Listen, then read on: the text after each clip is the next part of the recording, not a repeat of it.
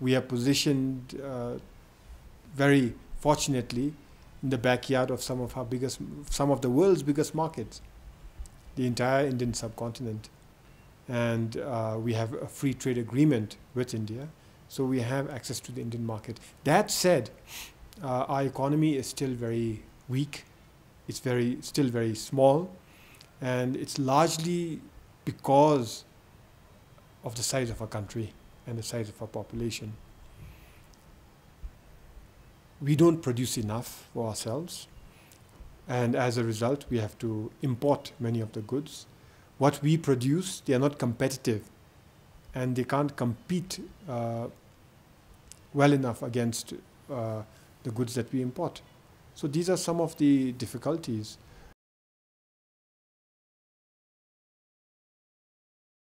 In the 1970s and the 1960s, environment wasn't really a priority for the world. That came much later. But in those days, if we had harvested our environment, used the potential that existed, or rather misused the potential that existed, heeded perhaps the advice of some of the conventional economists, what you would see is destruction. Because in the fragile mountains, the environment wouldn't be able to take care of itself that quickly. So what you see here is not artificial, the environment. It is not young. What you see is natural, and it is pristine, and that is priceless. But that has come about because our monarchs have formulated wise policies and have exercised a tremendous amount of courage to implement those wise policies.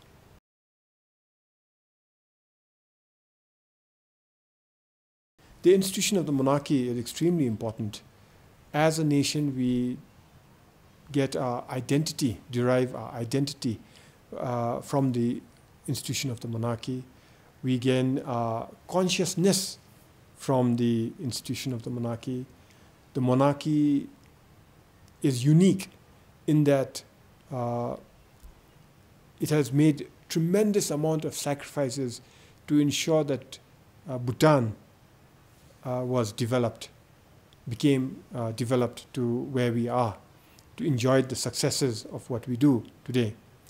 Having achieved this level of success, the monarchy is absolutely unique in that they gave away the executive powers to the people.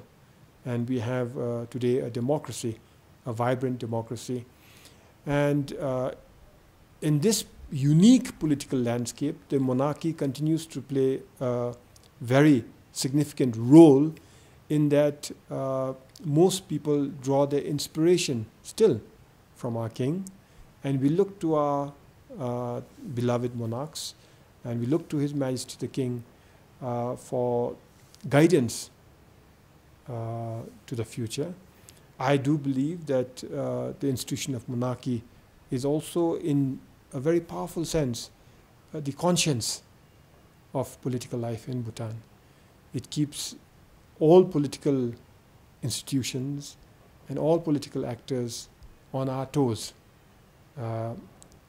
always reminding ourselves whether we are guided by what is in the best interest of our country and our people, principally because we know that the institution of the monarchy is there, overseeing everything.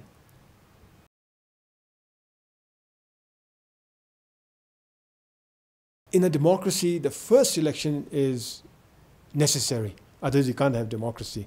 So the first election is given. Whether a democracy is successful or not, a young democracy is successful or not, is determined by the second election. We not only conducted the second election, but we had a change in government.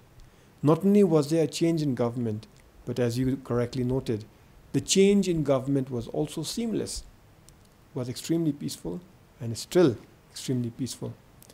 So what all this indicates is, could point to is how mature we are as a people in terms of exercising